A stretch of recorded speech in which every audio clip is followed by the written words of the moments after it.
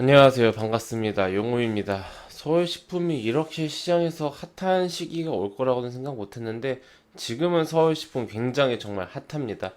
쿠팡 상장이 있었습니다. 쿠팡이 상장을 하면서 서울식품이 이제 쿠팡에서 곰곰 피자라는 브랜드 네이밍으로 피자를 이제 팔고 있는데 그걸 이제 서울식품이 좀 제조를 하고 있다. 약간 OEM 개념이죠. 반도체로 치면 파운드리.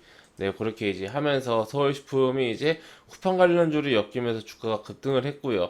그러고 나서 이제 쿠팡 관련주 뭐 대표적이었던 동방 이런 종목들이 쿠팡에 상장한 이후로 재료 소멸로 기대감 소멸로 하락을 하는 와중에 서울식품은 아직까지 그렇게 큰 하락이 없습니다. 아직까지 고가권을 유지하고 있는데 그 이유는 쿠팡에서 끝난 게 아니라 다른 이제 테마로 바로 이렇게 넘어왔습니다.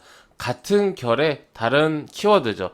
쿠팡에서 이제 마켓 컬리로 왔습니다. 아무래도 이제 냉동 뭐 이런 식품 빵 이런 거를 생산을 하고 그 브랜드에 맞게끔 OEM을 하다 보니까 이런 좀 그 특히나 이제 온라인 업체들 이런 데 이슈가 굉장히 많을 겁니다. 서울식품이 얼마나 많은 그런 거래처가 있겠습니까, 회원님들? 그 많은 거래처들 중에서 쿠팡도 있는 거고요. 그리고 마켓컬리도 있고, 그리고 수없이 많은 다른 거래처들도 있겠죠. 한편으로 생각해 보면은 마켓컬리에서 판매하는 그 업체들, 회사들이 얼마나 많겠습니까, 회원님들? 서울식품도 수없이 많은 거래처에 납품을 하고 마켓컬리도 수없이 많은 그 회사에서 납품을 받아서 이제 판매를 하겠죠. 뭐 직접 납품을 받는지 아니면은 이제 그 오픈 마켓으로 뭐 이게 직거래를 하는지는 확인을 해봐야겠습니다만은 오픈 마켓 개념은 좀 아닌 것으로 알고 있는데 어찌되었든 거래처 관계가 굉장히 서로 많다. 근데 이제 서울식품 같은 경우는 시장에서 테마주로 이런 좀 쿠팡 관련주, 그러니까 이커머스에 납품을 하는 그런 이제 기업으로 알려지면서 이쪽으로 수급이 쏠리면서 어떻게 보면은 이런 좀 냉동식품 그런 거 식품 냉장 냉동식품 이쪽에 대명사가 좀 되지 않았나 대표 주자가 되지 않았나 네 이렇게 좀 생각이 듭니다. 현재 시점에서 서울식품 좀 우리가 어떻게 봐야 하는가 네이 부분에 대한 저의 개인적인 생각 말씀드리는 시간 갖도록 하겠습니다. 먼저 결론부터 말씀드리자면은 제가 이전 시간에 말씀드렸던 것과 그리고 지금까지 굉장히 많은 테마주들 쿠팡 관련주들 이런 것도 이제 다뤄드렸던 그 맥락과 변한 게 없고 같은 의견을 좀 유지합니다. 자, 서울식품 같은 경우는 회원님들 이 기업이 뭐 쿠팡이라든지 마켓컬리라든지 이런 거래처에 원래 기존에 납품을 안 하고 있다가 갑자기 납품을 하는 게 아닙니다.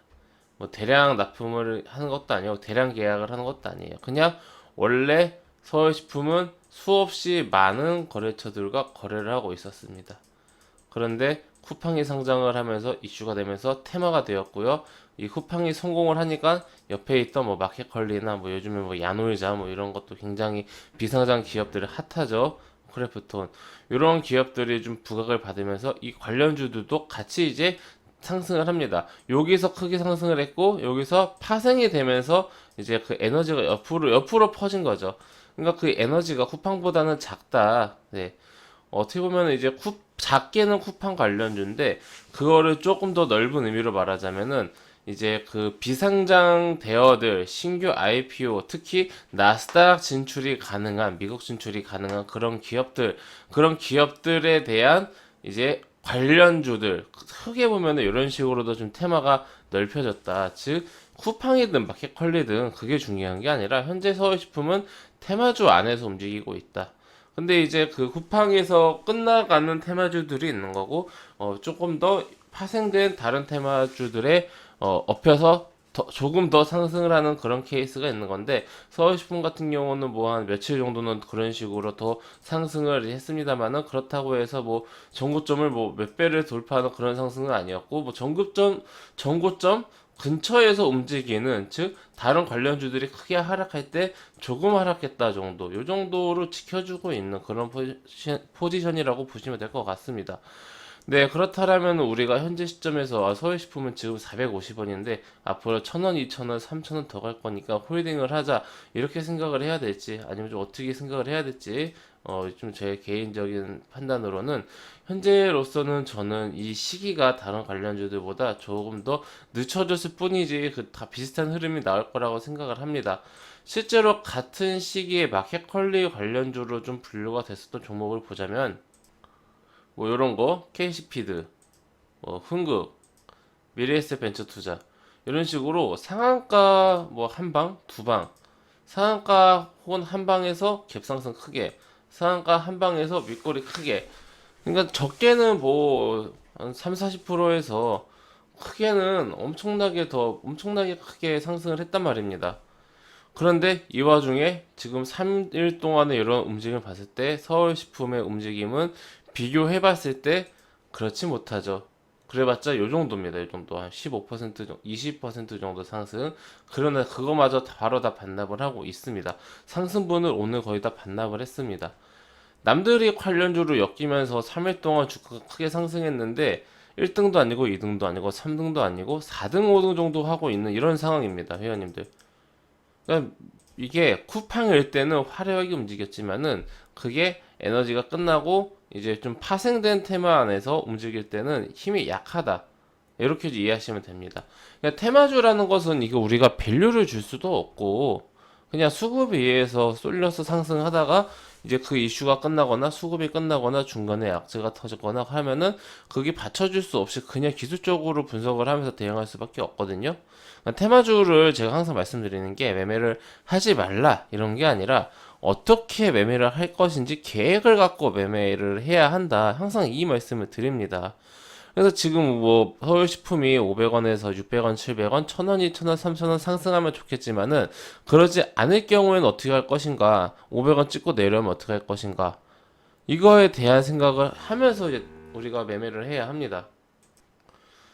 그래서 저는 좀 안타깝지만은 그래도 그나마 좀 주가가 좀 고가에 있으니까 이제 비중을 줄여 나가시면서 정리를 하시는 게 어떨까라는 생각이 들고요. 안타깝지만 조금 이제 여기서 좀 이제 엑시트를 하는 그런 포지션이 좋지 않을까라는 그런 생각을 합니다. 네, 패턴이 제가 생각했을 때는 지금 이런 패턴이거든요. 이러시면서 뭐 350원 정도에서 지지 받아준 척 하다가 반등 나오고 뭐 이렇게 떨어지는 이런 식으로 흘러갈 가능성도 높고 그냥 이대로 떨어질 확률성도 높고 뭐 가봤자 다시 뭐 500원, 600원 정도 이 정도 갔다가 가거나 다시 이렇게 가는 것도 쉽지 않아 보여요. 지금 다른 마켓 컬리 관련주들도 꺾였기 때문에 쉽지 않을 것 같다는 생각이 듭니다. 네. 뭐 제 생각과 다르다라고 하시는 분들은 그래도 최소한 좀 21선 이탈 여부라든지 전저점 정도 요 정도를 체크하시면서 400원에서 뭐 한 415원 정도 요 정도 확인하시면서 체크를 하시면 어떨까라는 생각이 들고요. 400원대를 이탈하게 될 경우에는 나중에 아래에서 다시 한번 잡더라도 우선 한번 대응을 해주시고 짧게 자르고 혹은 비중을 줄이고 나서 관망을 하시는 게 어떨까 생각이 듭니다. 이트론 때하고 많이 비슷합니다. 물론 이트론이 더 강했습니다만은 이트론 때도 그래도 이트론도 하락하고 반등 나고 현재 가격 유지해주고 있는데 이런 식의 어떤 그런 파동하고 좀 비슷한 상황이기 때문에 최근에 이런 종목이 워낙 많았어가지고요. 뭐 이트론뿐만 아니라 뭐 이수앱지스, 음, 뭐 같은 관련주였던 뭐 동방 이게 최근뿐만 아니라 뭐 10년 이상 반복되는 그런 패턴인데 시기가 좀 지날 때마다 조금씩 그 형태가 바뀌고 유행이 바뀌고 그런 거지 큰 흐름은 비슷합니다.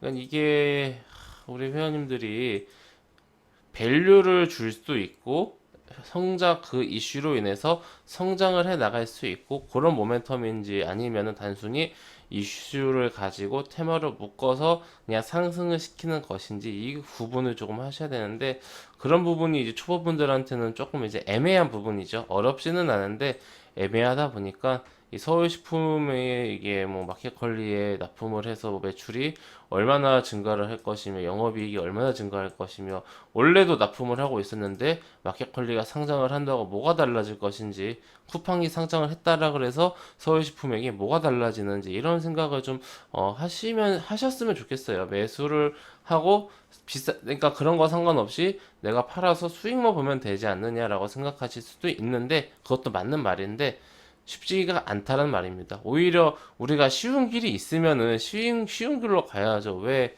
굳이 어려운 길로 갑니까, 회원님들? 그 생각을 한번 해보시면서 제가 말씀드린 부분에서 대응을 잘 하셨으면 좋겠습니다.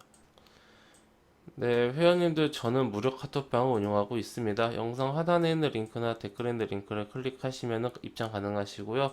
무료니까 부담 갖지 마시고 한번 놀러 오셔서 카톡방 상단에 있는 공지사항 한번 쭉 읽어보시고 참여하시면 좋을 것 같습니다. 그럼 이것으로 오늘 영상 마치고 다음 시간에 뵙도록 하겠습니다. 감사합니다.